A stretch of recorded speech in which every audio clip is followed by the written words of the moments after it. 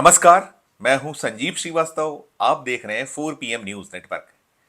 Bharatiya Janata party द्वारा की जाने वाली समाज के बंटवारे की राजनीति थमने का नाम नहीं ले रही है। हिंदू मुस्लिम के बीच कैसे नफरत या खाई पैदा की जाए या हिंदू और अल्पसंख्यकों को कैसे बांटा जाए, यह सिलसिला थम नहीं रहा है। ध्यान होगा दर्शकों आपको कि भी हाल ही में पश्चिम बंगाल में भारतीय जनता पार्टी के वरिष्ठ नेता शुभेंदु अधिकारी ने क्या कहा था। उन्होंने साफ कहा था कि अब यह नारा बीजेपी को छोड़ देना चाहिए कि सबका साथ सबका विकास। इशारा बहुत साफ था। उन्होंने दो टूक कहा था कि जो अल्पसंख्यक प्रकोष्ठ है उसे समाप्त कर दिया जाए, यानी अब मुस्लिमों की कहीं से कहीं तक भारतीय जनता पार्टी को कोई जरूरत नहीं है। लोकसभा चुनाव 2024 के चुनाव जो परिणाम थे उनमें साफ निकल कर आया कि जो बीजेपी 240 पर रुकी उसमें एक बहुत बड़ी वजह मुस्लिम समाज रहा। दरअसल पूरा जो लोकसभा का चुनाव था उस लोकसभा 2024 के चुनाव में प्रधानमंत्री नरेंद्र मोदी बंटवारे की राजनीति करते रहे। उसके पहले जब 2023 में 5 राज्यों के विधानसभा चुनाव हुए, मध्य प्रदेश, राजस्थान और छत्तीसगढ़ सहित, तब भी प्रधानमंत्री मंचों से साफ कहते थे, साफ उनका जो इशारा होता था कि मुस्लिम समाज की जो शैली है, रवैया है, तरीका है, वो भारतीय जनता पार्टी पसंद नहीं करती है। ध्यान कीजिएगा वो राजनीति की वो कपड़ों के रंग से पहचान लिया करता हूँ। याद कीजिए कि भैंस खोल कर ले जाएंगे, मंगलसूत्र छीन लिया जाएगा, ऐसे बहुत तमाम बयान प्रधानमंत्री नरेंद्र मोदी की ओर से आए और उसके परिणाम 2024 लोकसभा चुनाव में बहुत साफ परिलक्षित हुए, क्योंकि उनके प्रतिद्वंदी राहुल गांधी ने एक बीड़ा उठाया कि वे मोहब्बत की दुकान चलाएंगे, तो इधर नफरत की दुकान चल रही थी। और नफरत और मोहब्बत की जो बीच की जंग थी उस जंग में कहीं ना कहीं नफरत परास्त होते दिखी, लेकिन बीजेपी या उसके अनुषांगिक संगठन जो उनका एजेंडा है उसमें अवसर मिलते ही जुट जाते हैं, जुटे रहते हैं, स्ट्रोक लगा दिया करते हैं। तो वैसा ही कुछ शुभेंदु अधिकारी ने किया था और अब मध्य प्रदेश से एक ऐसा ही सिलसिला निकलकर सामने आया है जिसमें मध्य प्रदेश भारतीय जनता पार्टी के एक सीनियर लीडर, जिन्होंने अटल बिहारी वाजपेयी, लाल कृष्ण आडवाणी और ऐसे दिग्गज और धाकड़ नेताओं के साथ काम किया, भारतीय जनता पार्टी की जो स्थापना हुई उसके संस्थापक सदस्यों में शुमार रहे रघुनंदन शर्मा, वे अपने बयानों के लिए, अपनी बेबाकी के लिए ख्यात हैं। अपनी ही सरकार को घेरने का कोई अवसर छोड़ते नहीं है। राज्यसभा के वे सदस्य रह चुके हैं। मध्य प्रदेश भारतीय जनता पार्टी में कई अहम पदों पर रहे हैं। राष्ट्रीय जो इकाई बीजेपी की रही है उसमें उन्होंने बहुत सारे पदों का निर्वहन किया है। जनसंघ के दौर के वे नेता हैं। जनसंघ में भी उन्होंने कई अहम भूमिकाएं निभाई, कई महत्वपूर्ण दायित्व उनके पास रहे। और अब उन्होंने जो रघुनंदन शर्मा है, शुक्रवार को एक मध्य प्रदेश में बयान दिया जिसके बाद बवाल मचा हुआ है। दरअसल मध्य प्रदेश के मुख्यमंत्री मोहन यादव ने घोषणा की हुई है कि जो रक्षाबंधन का पर्व है उस पर 250 रुपये विशेष जो एक राशि है वो सभी लाडली बहनों को दी जाएगी। मध्य प्रदेश में 1 करोड़ के लगभग लाडली बहनें हैं, उससे कुछ ज़्यादा संख्या है और उन्हें मध्य प्रदेश की सरकार 1250 रुपया महीना एक अनुदान, एक सहायता राशि देती है, प्रदान करती है। और ये सिलसिला बीते 1 साल से चल रहा है।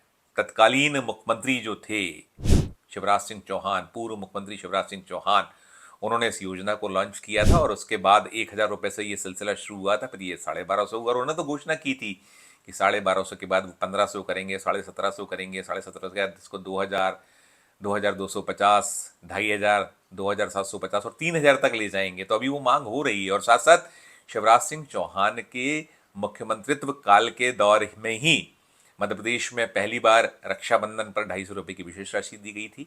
उसी का अनुसरण मध्य प्रदेश के मुख्यमंत्री मोहन यादव ने किया है। ये जो लाडली बहनें हैं मध्य प्रदेश में जो इस योजना का लाभ पा रही हैं, उन्हें 250 रुपये की राशि स्थानांतरित भी कर दी गई है। और उसके साथ साथ और भी घोषणाएं रक्षाबंधन के मौके पर की गई हैं, जिसमें उन्हें सिलेंडर की जो है 450 रुपये में देने का एक अनाउंसमेंट सरकार की ओर से हुआ है। साथ साथ कुछ और भी ऐसी स्कीम्स, योजनाएं लागू की और साथ साथ मोहन यादव ने तो ये जो राशि 250 रुपये स्थानांतरित की है रक्षाबंधन पे, उन्होंने ये घोषणा भी की है कि ये जो 250 रुपये हर रक्षाबंधन पर सरकार देगी। जो 1250 रुपये अभी लाडली बहनों को मिल रहा है वो तो मिलेगा ही मिलेगा। वो राशि अब बहुत शीघ्र उनके खाते में जो तारीख होती है महीने के शुरुआती दौर में उस तारीख पर पहुंचेगी। लेकिन 1250 के साथ साथ 250 रुपये की विशेष राशि जो रक्षाबंधन पर्व मनाने के लिए देने का घोषणा जो सरकार की ओर से हुई थी उसका अनुसरण कर लिया गया। मोहन यादव की ओर से वो राशि एक क्लिक पर खाते में पहुंचा दी गई। और साथ साथ घोषणा जैसे मैंने बताया कि ये अब प्रत्येक रक्षाबंधन पर दी जाएगी। लेकिन रघुनंदन शर्मा, राज्यसभा के पूर्व सदस्य, भारतीय जनता पार्टी के वरिष्ठ नेता, जो अपने सरकार को कहीं ना कहीं बार बार कटघरे में खड़ा करते हैं, उन्होंने एक ऐसा बयान दे दिया है आज जिसके बाद ये जो पूरा का पूरा प्रयास था सरकार का उस पर कहीं ना कहीं पानी फिरता नजर आ रहा है। और वही बात हो रही है कि फिर बंटवारे की राजनीति बीजेपी कर रही है। रघुनंदन शर्मा ने कहा कि जो भी ये जो लाडली बहनें हैं जिनके यहाँ रक्षाबंधन का त्यौहार नहीं मनाया जाता है, जो रक्षाबंधन को नहीं मानते हैं, जो हिंदू ये जो परंपरागत पर्व है इसका अनुसरण नहीं करते, उनको ये राशि नहीं दी जाना चाहिए। जो मध्य प्रदेश में 1 करोड़ से ज़्यादा बहनों को ये राशि मिल रही है उसमें बहुत बड़ी संख्या मुस्लिम, क्रिश्चियंस या ईसाई समुदाय या और भी ऐसे समुदाय हैं जो रक्षाबंधन के पर्व को नहीं मानते, मनाते हैं, लेकिन किसको पैसा उसके खाते में आए अच्छा नहीं लगता है। सबको अच्छा लगता है कि कोई अतिरिक्त जो लाभ है, राशि है। स्वभाव है मनुष्य का कि उसे जब कोई ऐसा लाभ मिलता है, और खासकर ये तो मुफ्त की एक रेवड़ी है जो सरकार सबको दे रही है, तो इसका बंटवारा। अब इसके जो घोषणा मोहन यादव ने की थी, मध्य प्रदेश के मुख्यमंत्री, उन्होंने ये राशि पहुंचाई। और जब इन मोहन यादव सरकार के फैसले के बाद रघुनंदन शर्मा जी की ओर से जो बयान आया है उसने एक बवाल खड़ा किया है। कहीं ना कहीं सरकार को घेरा जा रहा है, आरोप लगाए जा रहे हैं। ये कहा जा रहा है कि ये एक कैसी बंटवारे की राजनीति है, उसमें क्यों भेदभाव। ठीक है कि यदि वो त्यौहार नहीं मनाते हैं लेकिन इस तरीके से बांटना, हालांकि भी सरकार की ओर से जो बीजेपी संगठन है उसने इस रघुनंदन शर्मा जी के बयान से इत्तेफाक नहीं जताया है, कोई बयान नहीं आया है। लेकिन कांग्रेस ने निशाने पर लेना शुरू कर दिया है। कांग्रेस की ओर से बयान आया है कि ये भारतीय जनता पार्टी की जो मानसिकता है, जो बांटने की प्रवृत्ति है, जो समाज में विद्वेष फैलाने की एक उसकी शैली है, उसी का एक और उदाहरण है, एक नमूना है कि ये जो भारतीय जनता पार्टी या उसके जो मुखिया हैं, इस संगठन को चलाने वाले लोग हैं, देश के प्रधानमंत्री जो हैं नरेंद्र मोदी, अमित शाह, उनकी जो सोच है कुछ उसी का ये हिस्सा हम कह सकते हैं, मान सकते हैं, ऐसा कांग्रेस के लोग कह रहे हैं। और उनका आरोप यही है कि ये जो लाभ दिया जा रहा है ये कोई सरकार दे रही है तो एहसान नहीं कर रही है। ये एक इस योजना उसने जारी की है तो ये इसमें भेदभाव होना उचित नहीं है। और इसमें सबसे खास ये कि जो सिलसिला मध्य प्रदेश ने शुरू किया था, कई राज्यों ने इसका अनुसरण किया है। छत्तीसगढ़ राज्य में ऐसी ही योजना लागू हुई है और अभी और भी जो भाजपा शासित राज्य हैं उन्होंने इस सिलसिले को शुरू किया है। तो जब चल रहा है और इसमें ये जो बंटवारा किया जाना, बांटना, ये किसी भी सूरत में उचित नहीं है।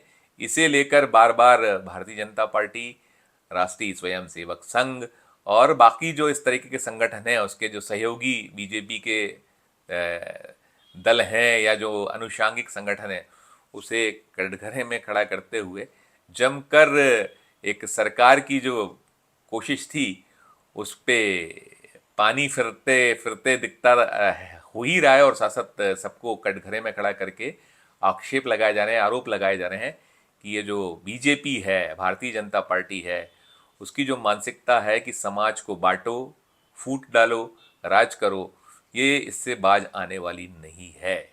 तो अभी जो मध्य प्रदेश में इस मसले पर रघुनंदन शर्मा के बयान के बाद जो रार छिड़ी है, तकरार जो चल रही है, ये अभी बहुत जल्दी थमने वाली नहीं है। सिलसिला तेज है, आरोप प्रत्यारोप, दावे प्रतिदावों का। तो इससे जुड़ी जो भी खबरें और भी आगे होंगी हम अपने दर्शकों तक पहुंचाएंगे। लेकिन हाँ, हम कह सकते हैं शुभेंदु अधिकारी ने जो कहा था पश्चिम बंगाल में कि सबका साथ सबका विकास भारतीय जनता पार्टी को छोड़ देना चाहिए, बीजेपी को उसी का साथ देना चाहिए जो बीजेपी का साथ दे, तो वही कुछ एक इस बानगी, इस जो रघुनंदन शर्मा का बयान है उसे हम कह सकते हैं, मान सकते हैं। इस वीडियो में इतना ही। हम फिर किसी नए विषय, किसी नए वीडियो के साथ आपके समक्ष उपस्थित होंगे।